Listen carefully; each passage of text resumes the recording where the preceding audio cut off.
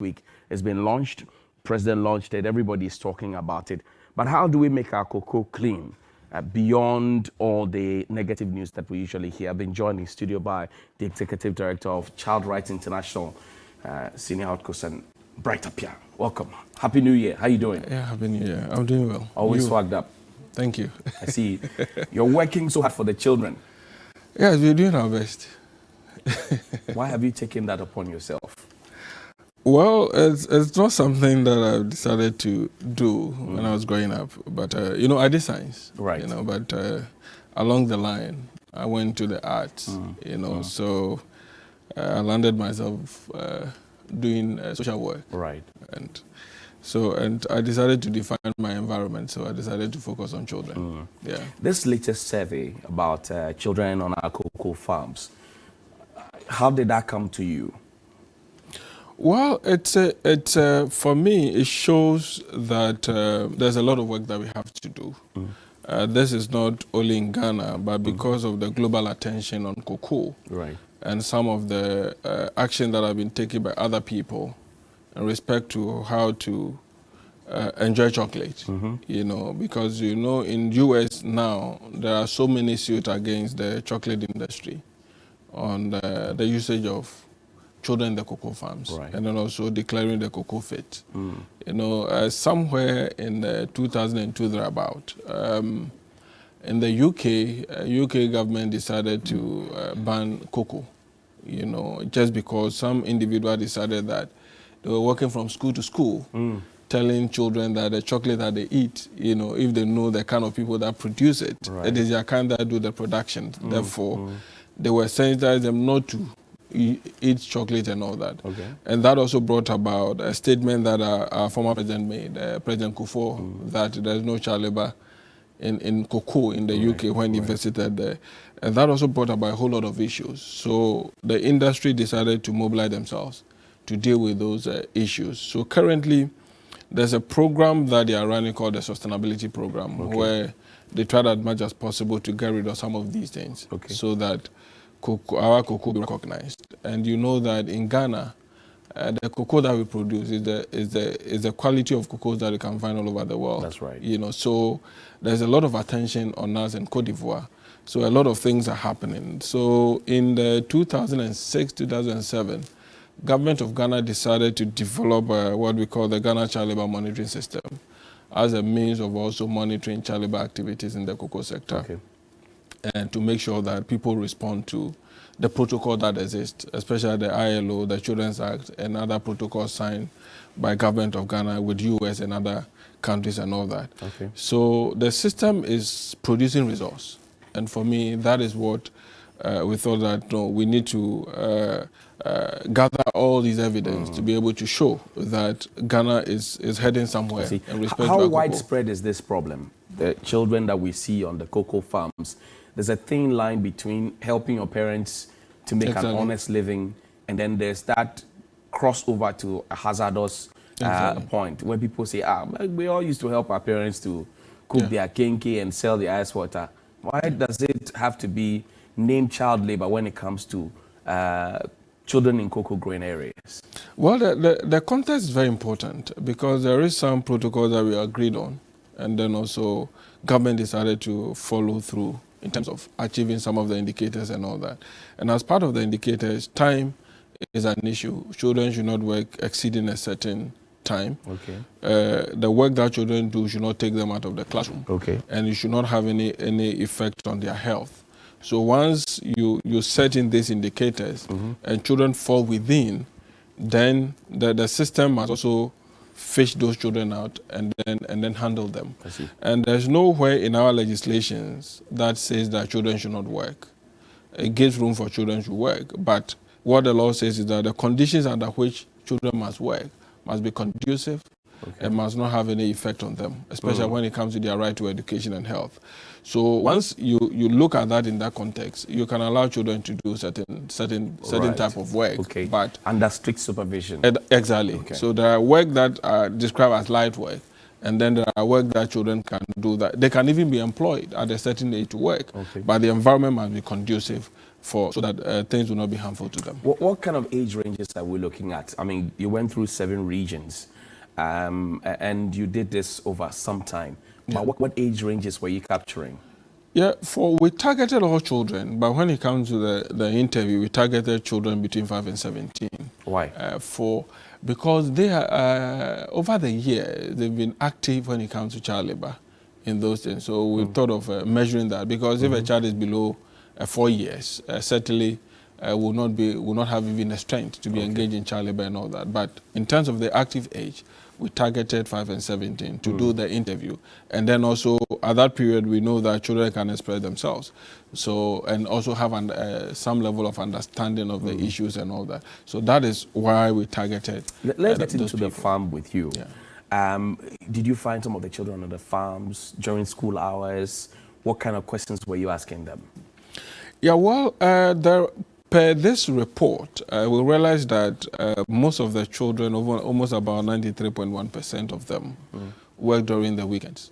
So because of the interventions, that's impressive. 93. Exactly. Oh, that's impressive. 5 years ago, it used to be bad, but now because of the intervention being provided under the GCLMS and also under the sustainability program, there is so much improvement that now they are shifting the focus from the school hours and then allowing children to work during weekends.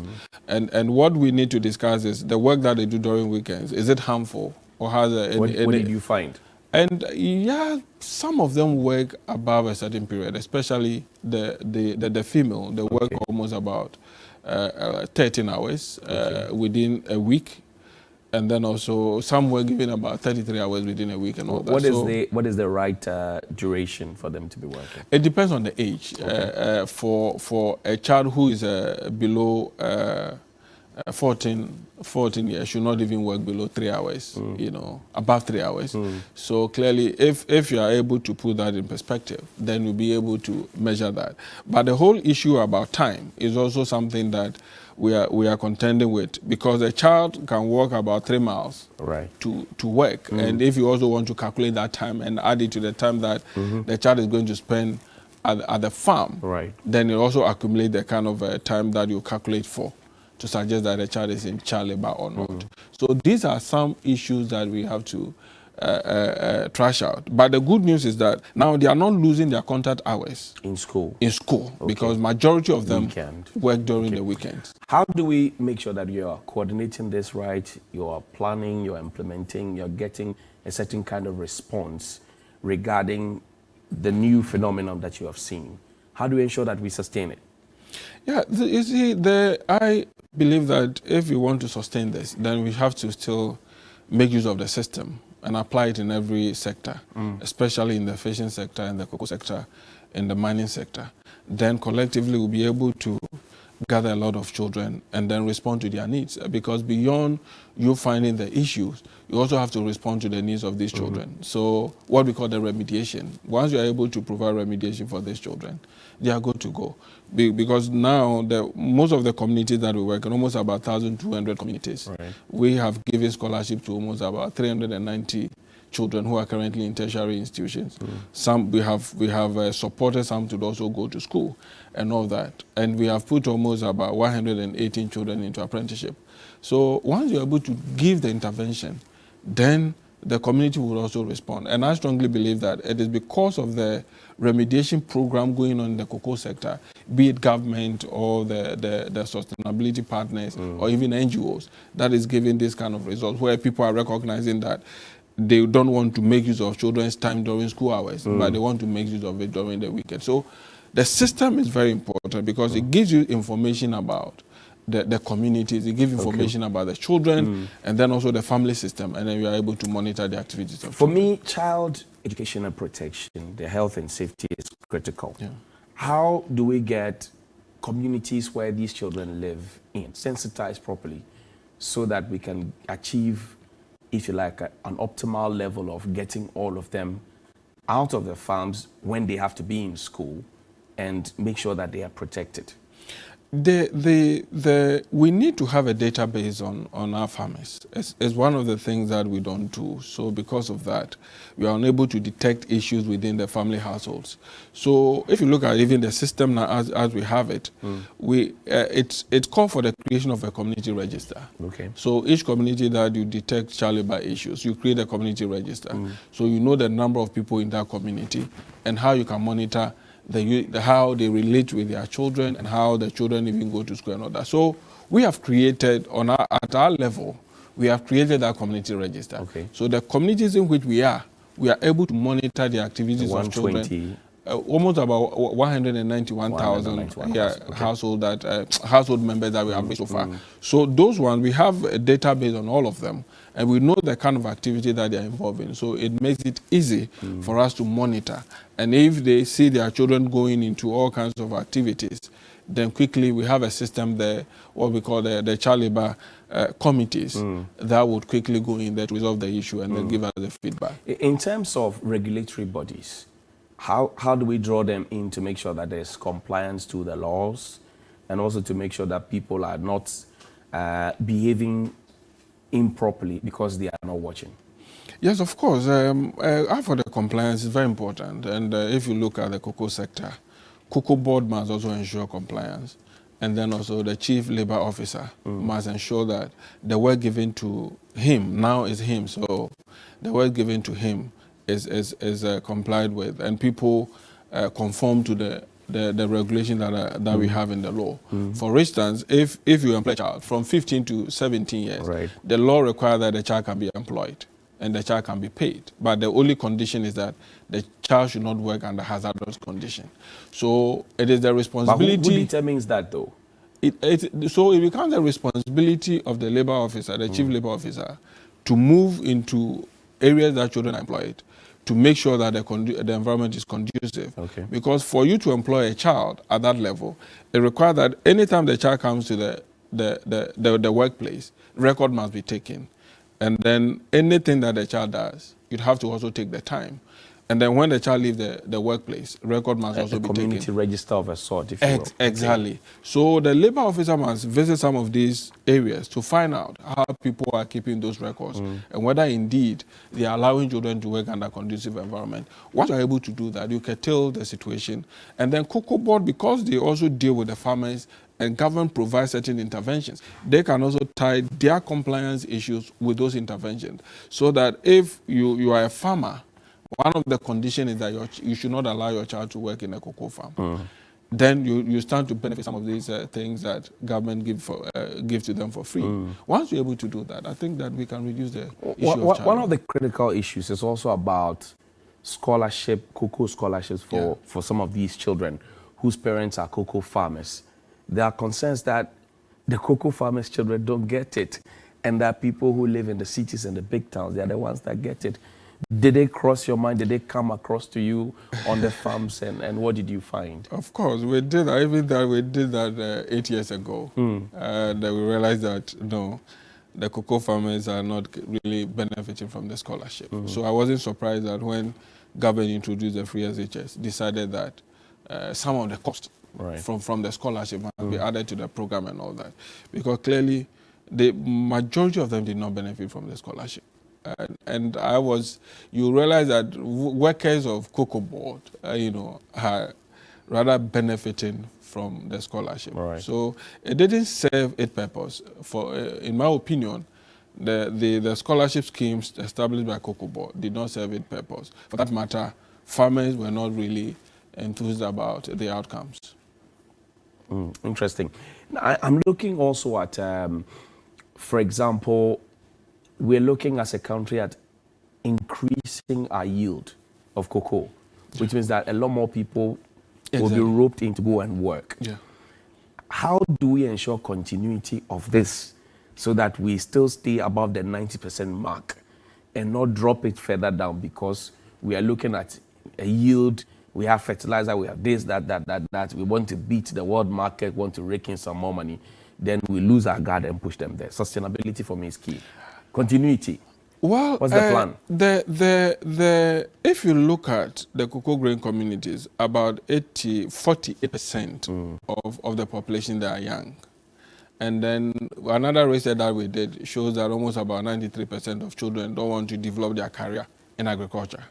So clearly, there's a shortfall in terms of the interest that young people want to develop in that sector. So first, we need to develop the interest of young people to take up the issue of farming, you know, and then also if there's a need for government to give them certain packages to go into it. Like now in the cocoa sector, land is a big issue. Right. So if government is able to address that and give certain incentives for young people to go into it, they would be able to do that. Then again, they have also acquired certain skills that would help them, you know, to grow cocoa.